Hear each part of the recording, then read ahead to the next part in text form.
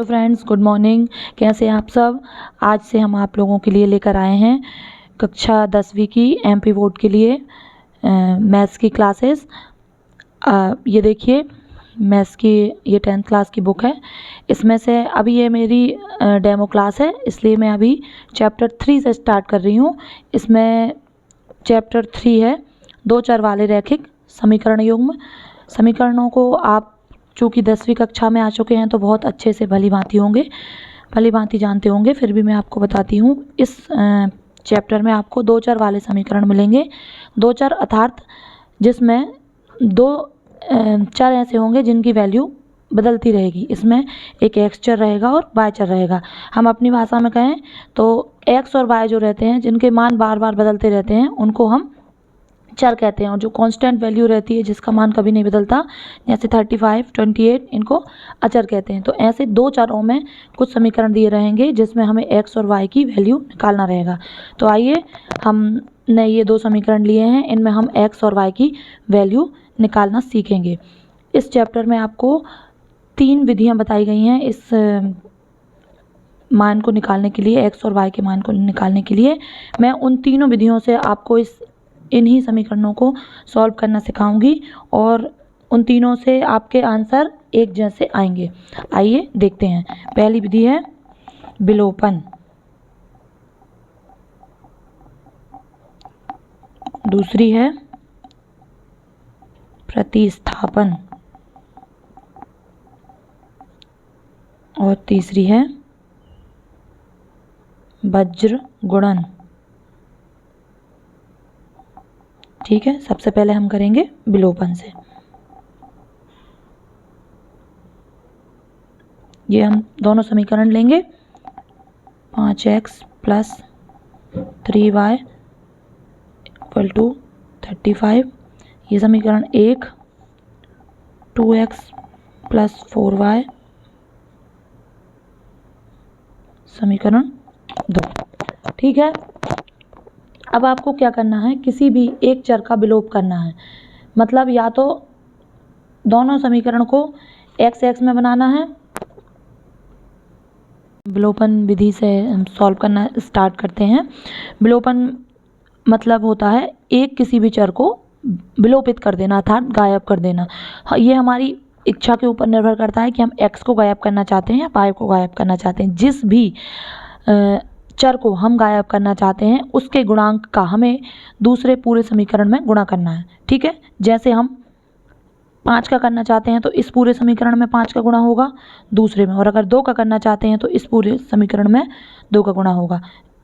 और ऐसे ही y का, या तो इसमें इस पूरे समीकरण में 4 का गुणा कर दें तो y विलोपित हो जाएगा, और नहीं तो इस पूरे समीकरण में 3 का गुणा कर दें तो y विलोपित हो जाएगा। हम पहले y को विलोपित करते हैं। तो समीकरण 5x + 3y, इसमें पूरे में हम 4 का गुणा करेंगे, क्योंकि ये 4 का गुणा, y का गुणांक 4 है। ठीक है, समीकरण 1 में 4 से गुणा करने पर तो ये क्या बन गया, 4 पंजे 20x, 4 तिया 12y, और ये कितना हो गया, 5 चौके 20, और हाथ की आई 2, 4 तिया 12 और 2 14, 140। ये हो गया समीकरण 3। ठीक है, अब आए हम समीकरण 2 में। अब y को विलोपित कर रहे हैं तो ऊपर वाले समीकरण में इस गुणांक का हमने गुणा किया था, ऐसे ही हम नीचे वाले समीकरण में या समीकरण 2 में हम ऊपर वाले समीकरण के y के साथ जो गुणांक था उसका गुणा करेंगे। तो समीकरण 2 में 3 से गुणा करने पर, आइए आगे देखते हैं। तो 3 2x + 4y = 28 × 3, ये हो गया 6x + 4 तिया 12y, और ये हो गया 8 तिया 24 की 4, हाथ की आई 2, 3 दूनी 6 और 2 8, ये हो गया समीकरण 4। ठीक है, अब समीकरण 3 एवं समीकरण 4 को हल करने पर समीकरण 3 और 4 लिखेंगे। ये है 20x प्लस 12y, ये है 6x प्लस 12y, यह है 140, यह है 84। अब देखिए हमने y का जो गुणांक था उसको ऊपर नीचे मल्टीप्लाई किया था, इसलिए y को विलोपित करेंगे। और जो आप अपने उससे हम देख सकते हैं कि जो संख्या बड़ी है उसमें से दूसरे समीकरण को घटाना रहता है। कोई फ़र्क नहीं पड़ेगा अगर हम इसमें से इसको घटा दें या इसमें से इसको घटा दें, बस चिन्ह का फ़र्क आएगा जो हमें कैलकुलेशन में थोड़ा सा परेशान कर सकता है। इसलिए सामान्यतः देखें कि बड़ी जो संख्या रहेगी उसमें से छोटे को घटाएं। अब इनका चिन्ह परिवर्तन करेंगे तो ये ऊपर वाला बड़ा है, नीचे वाला छोटा है, ऊपर वाला बड़ा है, नीचे वाला छोटा है, तो हमें संख्या धन में प्राप्त होगी, इसलिए हमें कोई दिक्कत नहीं आएगी। ये प्लस और माइनस का ये कट गया, 20x में से 6x गया तो कितना बचा 14x, और इधर पर 10 में से 4 गए 6 बचे, और 13 में से 8 गए 9 10 11 12 13 5 बचे। ठीक है,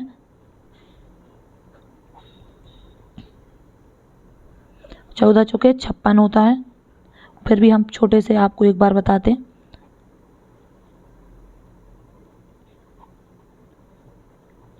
7 चौके 28। ये देखो ये x की वैल्यू आ गई। अब इस x की वैल्यू को समीकरण 1 या 2 किसी में भी जिसमें आपका मन चाहे उसमें रखें और y का मान निकालें। अब x के मान को समीकरण 1 में रखने पर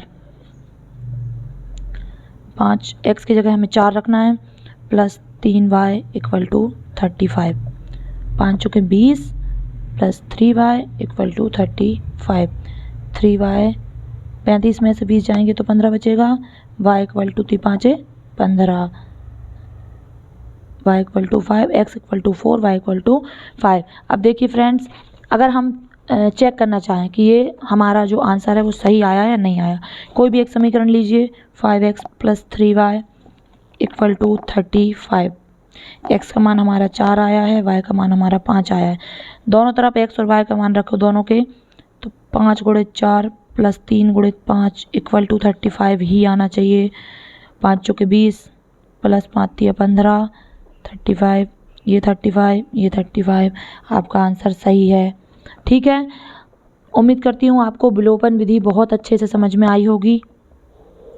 अब हम इसी सवाल को प्रतिस्थापन विधि से करेंगे। ठीक है, सवाल क्या था हमारा, 5x plus 3y equal to 35 और 2x plus 4y equal to 28। ठीक है, ये समीकरण 1, ये समीकरण 2।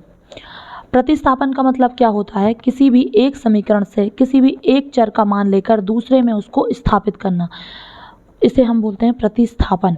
किसी भी एक समीकरण से जिससे आपका मन चाहे, ऊपर वाले से लीजिए या नीचे वाले से लीजिए। फिर ऊपर वाले में 2 चॉइस हैं, चाहे x का मान लीजिए चाहे y का लीजिए, नीचे वाले में भी चाहे x का लीजिए चाहे y का लीजिए। हम पहले से ले रहे हैं 5x plus 3y equal to 35, हम इसमें x का मान निकालते हैं 5x, तो ये क्या आया 3y, इसको उस तरह पक्षांतर करेंगे तो ये हो जाएगा 3y।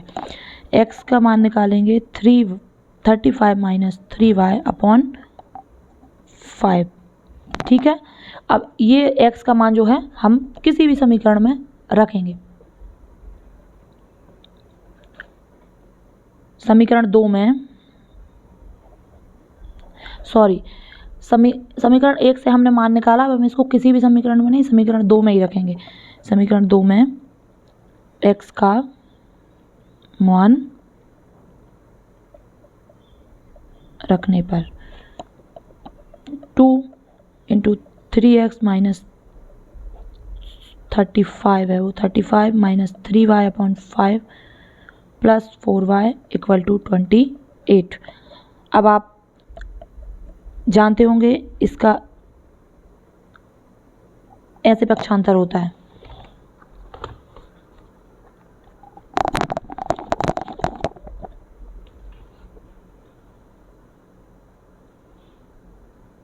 इस तरफ नहीं होगा,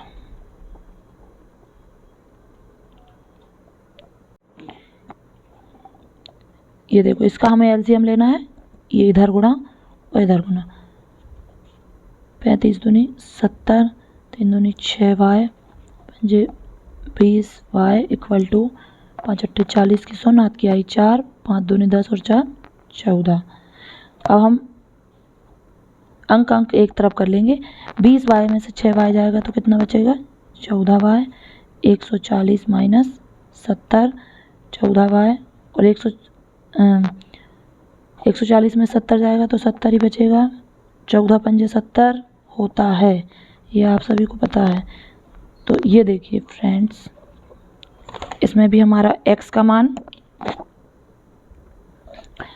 y का मान 5 आया, उधर भी हमारा y का मान 5 आया था जब हमने विलोपन विधि से किया था। अब x का मान, अब इस x के मान में हम y का मान रखेंगे तो हमें यहाँ x का मान मिल जाएगा 35 माइनस 3 इंटू 5 अपॉन 5, तो x बराबर 35 माइनस 5 15 अपॉन 5, तो x बराबर 35 में से 15 जाएगा तो कितना होगा,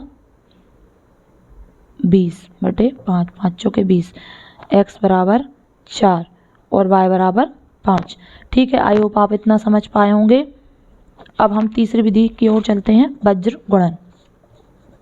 इसी समीकरण को हम तीसरी विधि से करते हैं, वज्र गुणन।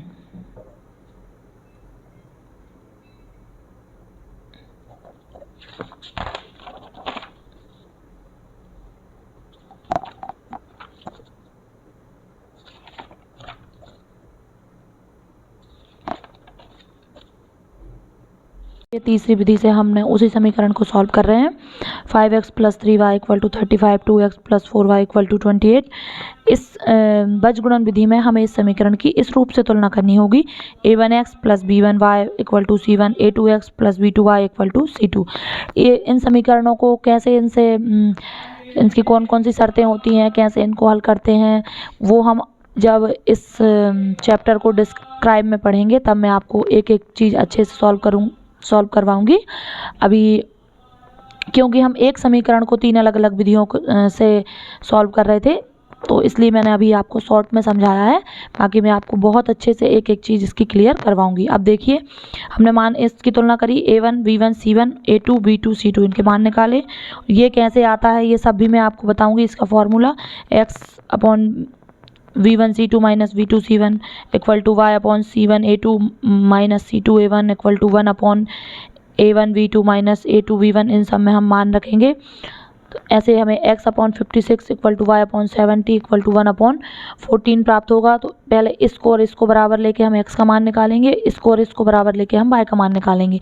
तो ये देखिए फ्रेंड्स, हमने तीनों विधियों से, 3 अलग अलग विधियों से हमने इस सवाल को हल किया है। तीनों में x = 4 और y = 5 आया है।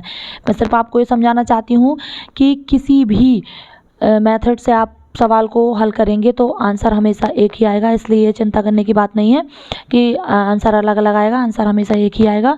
और इन तीनों विधि से आपको बहुत अच्छे से समझ में आया होगा। देखिए, विलोपन, प्रतिस्थापन, वज्र गुणन। सबसे पहले हमने विलोपन से किया जब x = 4 y = 5 आया।